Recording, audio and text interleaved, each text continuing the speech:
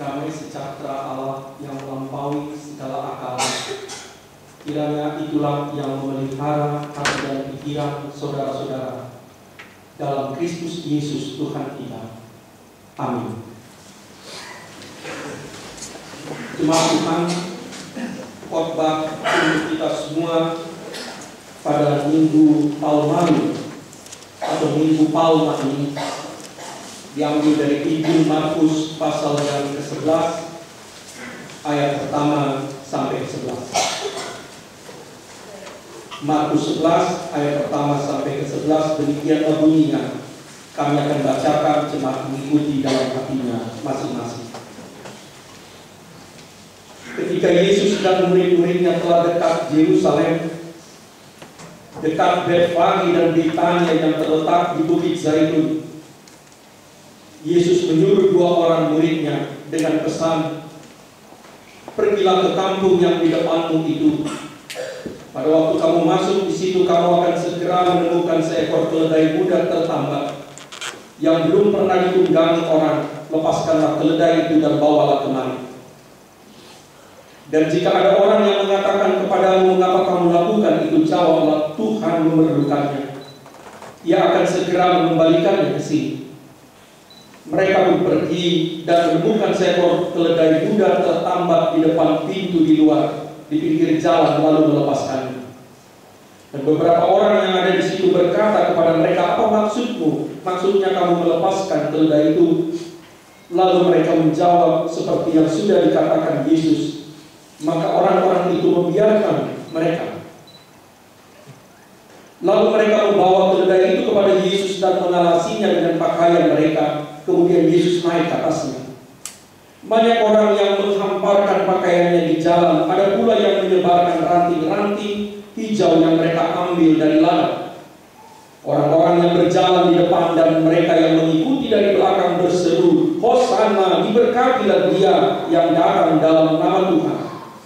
Diberkatilah kerajaan yang datang, kerajaan Bapa kita Daud. Hosana di tempat yang maha tinggi." Sesampainya di Yerusalem, dia masuk ke bait Allah. Di sana dia meninjau semuanya, tetapi sebab hari sudah hampir malam, ia keluar ke Betania bersama dengan ke-12 muridnya. Sampai demikian.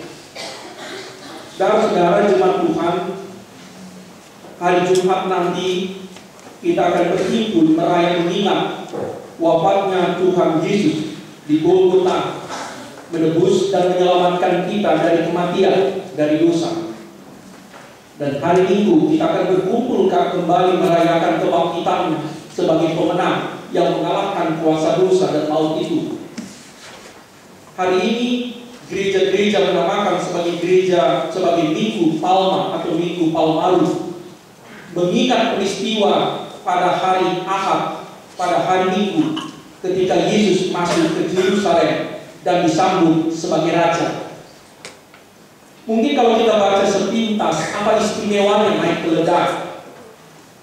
Tetapi ini adalah sebuah tindakan simbolik yang mengingatkan orang banyak kepada apa yang pernah dilakukan oleh Raja Daud ratusan tahun sebelumnya, dan juga apa yang dinubuatkan oleh Nabi Zakaria di Zakaria 9 ayat 9. Bila kita baca kisah 2 Samuel, Raja Daud pernah dikudeta oleh anak kandungnya yang bernama Absalom. Maka terjadilah perang saudara. Absalom dengan pasukannya memaksa Daud, ayahnya Raja Israel itu, melarikan diri. Terjadilah peperangan. Kemudian Absalom dan pasukannya dikalahkan. Absalom anak kandung Daud akhirnya dibunuh oleh pasukan Daud. Tetapi Daud justru berduka karena kematian putranya yang mengkudetanya itu. Hatinya sangat susah walaupun dia sangat meraih kemenangan. Karena itu dia memilih memasuki kota Yerusalem bukan dengan kuda putih atau kuda hitam sebagai raja sang pemenang, tetapi menaiki seekor keledai. Dan itu kita bisa baca dalam kisah 2 Samuel pasal 26, 2 Samuel 19. Artinya apa? Bagi Daud, kemenangan itu penting, tetapi sebetulnya yang paling penting adalah damai. Perdamaian. Apalah arti kemenangan bagi Daud, sedangkan anak kandungnya yang memberontak kepadanya mati terbunuh. Dan itulah kenangan itulah yang diingat oleh banyak orang dan dijadikan simbol bahwa seorang raja yang memasuki kota, harusnya dia memasuki kota dengan penuh sorak-sorai kemenangan, dengan kuda putih tanda keperkasaan atau tanda kekuasaan. Tetapi Daud memilih menaiki seekor keledai, sebab baginya rupanya yang paling penting adalah perdamaian. Dan itu yang kemudian dinubuatkan oleh Zakaria dalam Zakaria 9 ayat 9, ketika dia menubuatkan, lihatlah rajamu datang mengendarai seekor keledai muda. Dan Yesus sengaja memilih figur itu, keledai itu, sebagai tanda ketika dia memasuki kota Yerusalem, sebagai sebuah perlambang atau simbol tentang apa dan siapakah dia yang sesungguhnya. Saudara-saudara, apa yang kita bisa petik menjadi renungan dari kisah simbolik Yesus memasuki Yerusalem dengan keledai, disambut dengan lambaian daun palma atau palem? Pertama, Yesus mengajak kita juga untuk datang ke tengah-tengah dunia, ke tengah-tengah kenyataan hidup sebagai pembawa damai. Yesus mengajak kita juga, para murid-muridnya, datang ke tengah-tengah kenyataan hidup, masuk ke tengah-tengah dunia ini, ke tengah-tengah keseharian hidup kita, juga sebagai pembawa damai. Nah, kita hidup sekarang di tengah-tengah masyarakat yang cenderung syarat dengan kemarahan, syarat dengan kekasaran, dan juga syarat dengan kekerasan. Di tengah-tengah masyarakat yang penuh dengan kemarahan, kejengkelan, dipenuhi dengan konflik dan kekerasan, Yesus mengajak kita hadir sebagai juru damai, sebagai pendamai, sebagai pembawa damai seperti Dia. Dan itulah sifat atau hakikat kita sebagai anak-anak Allah, sebagaimana dikatakan Yesus dalam Matius 5 ayat 9. Berbahagialah orang yang membawa damai, karena mereka akan disebut sebagai anak-anak Allah, sebagai putra-putra Allah. Saudara-saudara, dengan kata lain, Yesus mengajak kita bukan hanya menjadikan damai sebagai tujuan di masa depan, tujuan luhur di masa depan, cita-cita. Ketika ditanya, semua orang umumnya dapat menjadikan damai sebagai cita-cita, sebagai harapan, sebagai tujuan luhur di masa depan. Tapi Yesus mengajak kita menjadikan damai bukan hanya sebagai tujuan, tetapi terutama sebagai jalan yang ditempuh hari ini, sebagai sikap yang dihayati pada saat ini, sebagai prinsip yang dijunjung pada saat sekarang.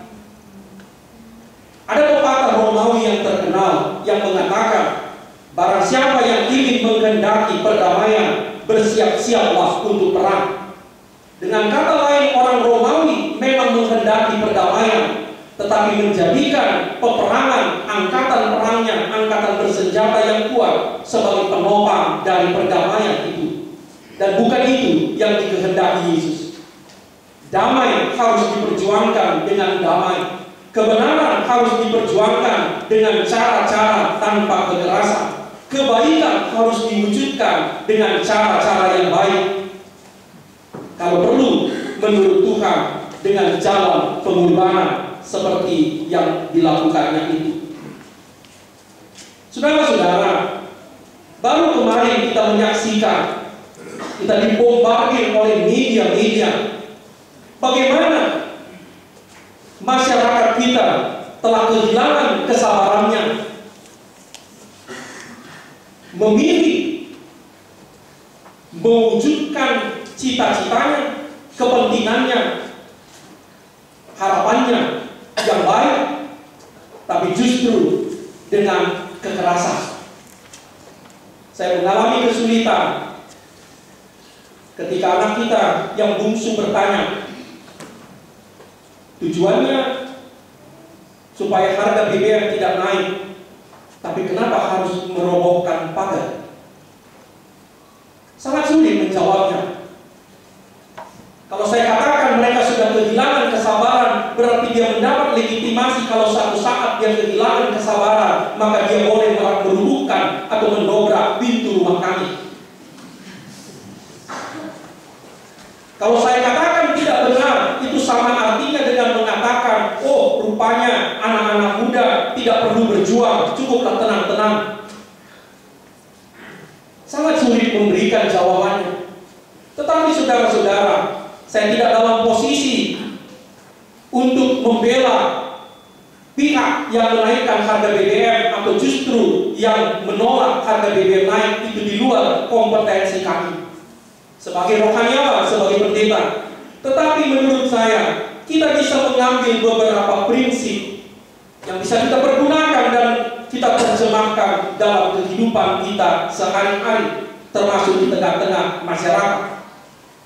Yang pertama-tama, Tuhan memberikan kita kemampuan untuk berdialog, untuk berbicara, untuk mendengar dengan baik dan benar, menyelesaikan masalah-masalah di antara kita, termasuk masalah berbangsa dan bernegara kita.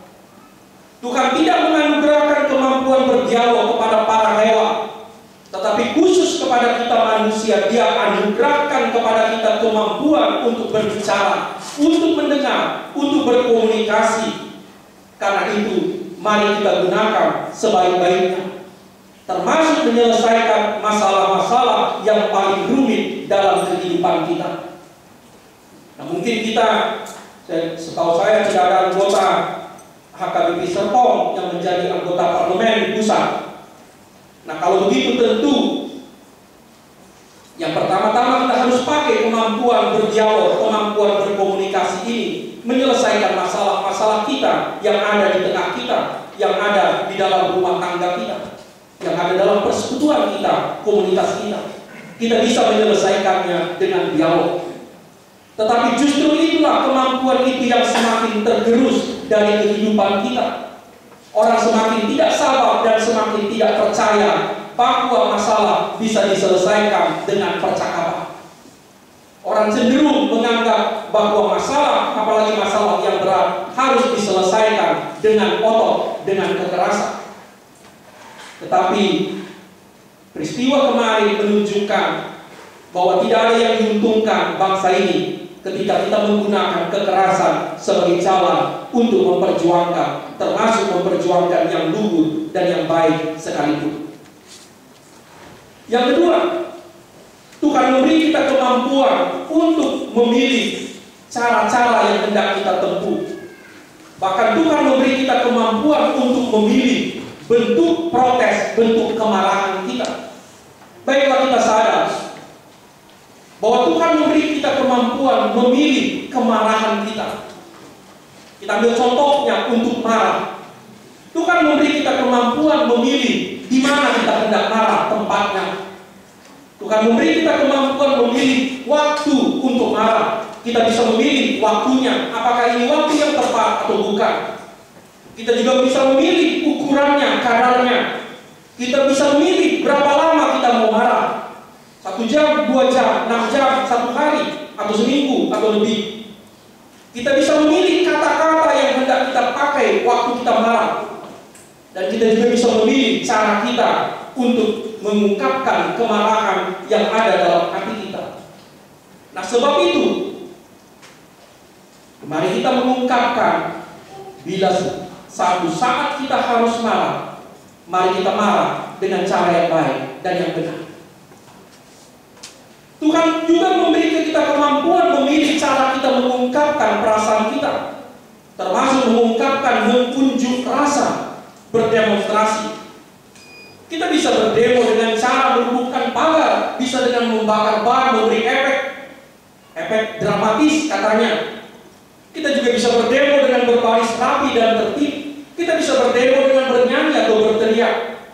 Kita bisa berdemo dengan cara rusuh, tapi juga bisa dengan cara yang paling baik, cara yang paling santun dan damai. Nah, sebab itu pesan Paul Marung ini mengingatkan kita, pilihlah damai sebagai cara. Kalau harus berdemo, pilihlah berdemo dengan baik dan benar, dengan damai. Kalau harus marah, pilihlah marah dengan baik dan benar. Dan dalam segala hal untuk mewujudkan tujuan, mewujudkan kebutuhan dan kepentingan, pilihlah dengan cara yang baik dan benar, dengan damai seperti Tuhan. Yang kedua, apa yang kita bisa petik dari kisah dramatis Yesus mengambil tindakan simbolik masuk ke kota Yerusalem dengan keledai, seperti Raja Daud yang masuk ke Yerusalem setelah kematian putranya yang memberontak, juga dengan keledai, bukan dengan kuda sebagai tanda kekuasaan, tanda kemenangannya. Tuhan menerima sambutan kita dan mengajak kita menjadi murid-muridnya. Yesus disambut di kota Yerusalem dengan antusiasme, dengan gairah, dengan lambayan palem, dengan nyanyian dan tarian. Dan menurut saya Yesus menerimanya. Tentu Yesus tidak mencibir kepada masyarakat yang mengeluh-elukan dia. Dia tidak bermuka murung atau tidak mengacuhkan kepada orang-orang yang bernyanyi memuji-muji dia. Tetapi Yesus meminta yang lebih daripada masyarakat, daripada umat yang melambai-lambaikan daun palem itu. Dia meminta lebih. Dia menerima sambutan, dia menerima nyanyian, dia menerima tarian-tarian, dia menerima lambayan-lambayan bendera, lambayan-lambayan daun palma. Tetapi ada yang diminta Tuhan yang lebih. Dia meminta umat itu menjadi murid-muridnya. Karena itu saudara-saudara, menyikapi atau merespon kisah Yesus masuk ke kota Yerusalem ini, kita bisa menempatkan diri kita pertama-tama sebagai orang yang menyambut Tuhan dengan lambayan palem, dengan nyanyian, dengan tarian. Tetapi kemudian kita bisa menempatkan diri kita sebagai orang yang bergabung dalam rombongan Tuhan itu. Itu dua hal yang berbeda. Ketika kita membayangkan kita melambai-lambaikan palem menyambut Tuhan datang, dengan kita ikut dalam rombongan Tuhan berjalan dan ikut melambai-lambaikan palem, di sana kita diajak supaya kita tidak hanya menyambut, tetapi masuk menjadi anggota rombongan, masuk ke dalam prosesi, ikut dalam arak-arakan pembawa damai, pembawa kebenaran itu. Nah, disinilah kita diajak bahwa Tuhan meminta kepada kita di Minggu Palmarum ini lebih daripada sambutan, lebih daripada tepuk tangan, lebih daripada sanjungan, lebih daripada puji-pujian, kita diminta untuk mengenal Dia. Kenapa? Karena Yesus tahu bahwa orang banyak yang di Minggu Palmarum itu berteriak Hosana, Hosana, itu juga orang yang kelak tak sampai seminggu berteriak salibkan, salibkan Dia. Tanpa pengenalan, tanpa hubungan pribadi dengan Tuhan, tanpa ketaatan dengan Tuhan, maka hubungan kita dengan Tuhan tak lebih dari hubungan para penggemar, para fans dengan selebritis atau dengan artis. Dan yang dimintakan Tuhan dari kita bukan hubungan semacam itu, tapi hubungan pribadi antara murid dan guru, antara umat dan Tuhan. Yang ketiga, apa yang bisa kita petik dari kisah ini? Tuhan mengajak kita untuk menerima berkat berkelimpahan di dalam namanya. Nyanyian umat itu diberkatilah dia yang datang dalam nama Tuhan. Dan sampai sekarang pernyataan itu masih berlaku. Diberkatilah semua orang yang datang dalam nama Tuhan. Sebab itu, sebagaimana dikatakan dalam Kolose 3 ayat 17, segala sesuatu yang kamu lakukan atau katakan, segala sesuatu yang kita kerjakan, baiklah kita kerjakan dalam nama Tuhan, untuk nama Tuhan. Ketika kita mengatakan dan melakukan segala sesuatu untuk nama Tuhan, pada saat itulah justru kita menerima berkat berkelimpahan. Sebab itu, di Minggu Palmarum ini, sebelum kita masuk dalam perayaan Jumat Agung dan Minggu Paskah Kebangkitan Tuhan, kita diajak menyangkal diri kita supaya nama Tuhan, sebagaimana lagu dari Pur Ahmad Zaitun tadi, supaya nama Tuhan yang dimuliakan dan kita mendapat berkat berkelimpahan. Amin. Terima kasih Tuhan, Kau datang ke dalam dunia sebagai Raja damai yang lemah lembut dan rendah hati, dan Kau mengajak kami untuk mengikut Engkau menjadi murid-murid-Mu sebagai pembawa damai dalam kerendahan hati, dalam ketulusan. Ya Tuhan, bawalah kami mengikut Engkau. Bantulah kami dimanapun kami berada dan berkarya di tengah-tengah dunia ini, supaya kami mengikut Tuhan menjadi juru damai, menjadi pendamai, menjadi pembawa jalan keluar, menjadi bagian dari jawaban atas berbagai masalah di tengah-tengah kehidupan kami. Ya Tuhan, kami punya banyak sekali kebutuhan dalam hidup di dunia ini. Kami punya banyak cita-cita, kami punya banyak harapan, kami punya banyak kepentingan yang harus kami jaga. Tapi Tuhan mengajar kami, biarlah kami mewujudkan segala usaha, cita-cita, dan perjuangan kami dengan cara-cara damai, cara-cara yang baik yang dikehendaki Tuhan. Ya Tuhan, ajarlah kami untuk menjadi sungguh-sungguh murid Tuhan, agar kami mampu menjadikan kasih dan damai bukan hanya sebagai tujuan kami di masa depan, tetapi terutama sebagai nilai yang kami junjung pada saat sekarang, sebagai sikap dan jalan. Ya Tuhan, teguhkan hati kami untuk memilih cara-cara tanpa kekerasan, untuk memperjuangkan berbagai hal dalam hidup kami, baik sebagai pribadi maupun sebagai bersama, juga sebagai masyarakat dan bangsa dan negara. Ya Tuhan, kami sungguh mendambakan berkat-berkat-Mu. Karena itu ya Tuhan, masukkanlah kami dalam rombongan-Mu, dalam persekutuan-Mu.